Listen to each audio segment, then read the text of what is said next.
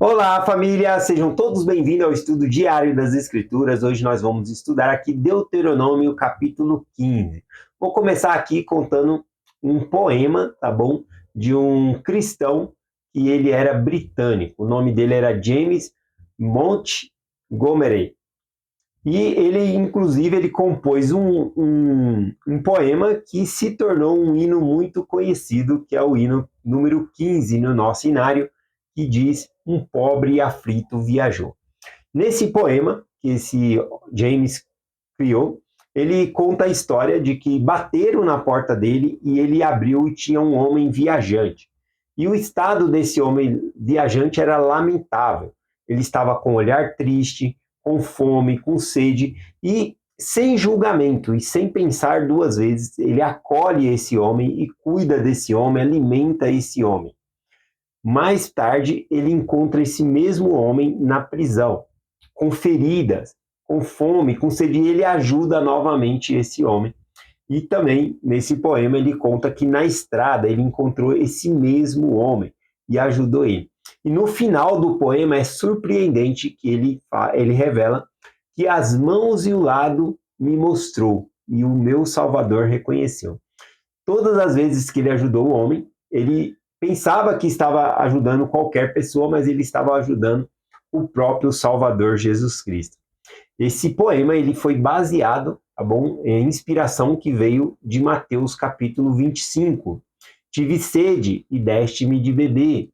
Estive com fome e deste-me de comer. Estive enfermo e cuidaste de mim. Estive na prisão, foste ver-me. E no final, o Senhor fala: quando fizestes a um desses meus pequeninos irmãos, a mim o fizeste.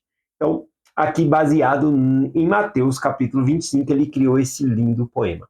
E aqui em Deuteronômio capítulo 15, fala justamente sobre ajudar os pobres e necessitados. O manual do Vem Segue-me, ele vem trazendo aqui que, embora Deuteronômio, os princípios aplicados aqui em Deuteronômio é o mesmo para a nossa época de ajudar os pobres e necessitados, tá bom? Muda na questão da cultura, a maneira que eles faziam, mas o princípio continua o mesmo.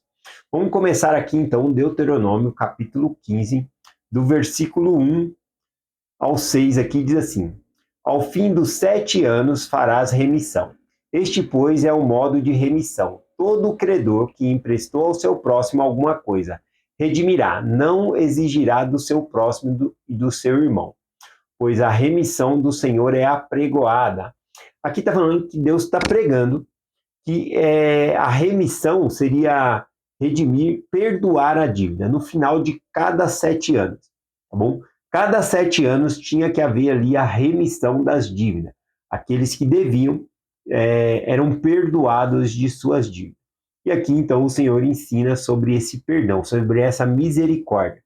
O próprio Cristo, associando esse ensinamento aqui, ele fala sobre perdoar as dívidas que nós temos de acordo com o que nós perdoamos os nossos devedores. As faltas que as pessoas nos fazem, nós devemos perdoar também. Aqui então ele continua: do estranho exigirás, mas do que for, do que estiver em seu poder o seu irmão, e a tua mão o redimirás. Somente para que entre ti não haja pobres, pois o Senhor abundantemente o abençoará na terra que o Senhor teu Deus te dá, por herança para possuí-la. Então aqui o Senhor fala: você vai abençoar, você vai perdoar, porque eu estou te dando. Deus abençoa. Eles estavam prestes a entrar na terra prometida e agora eles teriam abundância, tá bom? Mas também sempre há pobres entre o povo, né? Lá no versículo 15 vai falar sobre isso, que sempre há pobres na terra, né? Só não vai haver pobres, né, quando toda a sociedade for unida, né? Quando chegar o milênio, ali não vai haver pobreza, mas os pobres sempre vão existir, e nós devemos sempre ajudar os pobres, tá bom? E aqui também, né, aqui ele fala sobre muito ajudar os seus irmãos para se unirem, no capítulo posteriores aqui para frente ele começa a falar do estrangeiro também, lembrar que eles foram estrangeiros no Egito, lembrar a maneira que eles foram tratados e não tratar os estrangeiros desse jeito, acolher, ajudar, esse que é um ponto aqui. Mais para frente, então, fala também sobre como ajudar os estrangeiros, aqueles que não eram da casa de Israel. E aqui ele continua dizendo aqui, ó, se somente ouvires e negligenciares a voz do Senhor teu Deus para cuidar os que cumprir todos esses mandamentos que vos ordeno, porque o Senhor teu Deus te abençoará. Como disse, assim emprestará a muitas nações, mas não tomarás empréstimo. Dominarás sobre muitas nações, mas não dominarão sobre ti. Aqui, interessante, né, que o Senhor fala, olha, vocês podem emprestar para as outras nações, mas eles não podem tomar emprestado, fazer dívida, né? Aqui, então, tem muitos princípios que nós devemos aplicar. Se eu pego emprestado, inclusive o livro de Provérbios ensina isso, que a gente torna-se servo daquele que nos emprestou. Então, não é bom pegar emprestado. Bom, isso não significa, né, que a gente não vai ter um consórcio, alguma coisa que nós queremos adquirir. Mas o ensinamento aqui que o Senhor está colocando é que nós devemos ter uma independência financeira, que nós devemos ter para nós. Para quê? Para que nós possamos ajudar o próximo, porque senão a gente não vai ter nem para nós. Então, ele fala sobre não pegar emprestado, mas ele fala sobre emprestar, sobre ajudar, tá bom? E aqui ele continua o mesmo princípio, falando sobre ajudar os pobres, do versículo 7 ao 11, que eu vou ler aqui. Diz assim: quando entre ti houver algum pobre dentre teus irmãos, e em alguma das tuas portas da tua terra, que o Senhor teu Deus te dá, não endurecerás o coração, nem fecharás a sua mão para o pobre. Então, aqui veja a sequência que o Senhor falou. Quando tiver algum pobre entre nós, nós não devemos fechar o nosso coração, endurecer o nosso coração e fechar a nossa mão. Então, a mão é um símbolo, né, de abrir, de doar, de ajudar o próximo ali. Veja a sequência que ele fala. Primeiro, o coração, né, não endurecerá o coração. Aquele que não abre a mão é um sinal de um coração endurecido, de não ajudar o próximo. Aqui ele continua. Antes lhe abrirá de toda a tua mão, livremente emprestará o que lhe faltar com o que basta para a sua necessidade. Guarda-te para que não haja pensamento perverso em teu coração, dizendo, vai-te, o próximo ano é o 7º, conforme nós lemos lá no começo. A cada 7 anos era perdoado todas as dívidas ali. Então, para não agir mal aqui, a pessoa não poderia olhar dessa maneira. Não, faltando um ano só, né, o ano da remissão, não vou emprestar, porque se ele não pagar, eu vou ter que perdoar tudo. Então, o Senhor está falando para não agirem dessa maneira aqui, tá bom? Para realmente abrir a mão ali, o coração, para ajudar o pobre. Livremente lhe darás, que o teu coração não seja maligno quando lhe deres, pois por essa causa abençoará o Senhor teu Deus em toda a tua obra, em tudo que puseres a tua mão. Veja que bênção que o Senhor está dando aqui. Ele vai nos abençoar em tudo que nós pusermos a mão. Já pensou tudo que você colocar a mão virar ouro, prosperar?